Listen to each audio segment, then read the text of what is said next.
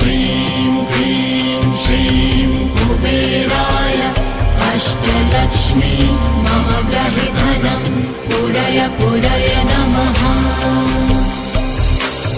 ॐ ह्रीं श्रीं क्लीं श्रीं कुबेराय अष्टलक्ष्मी मम गृहे धनं पूरय पूरय नमः।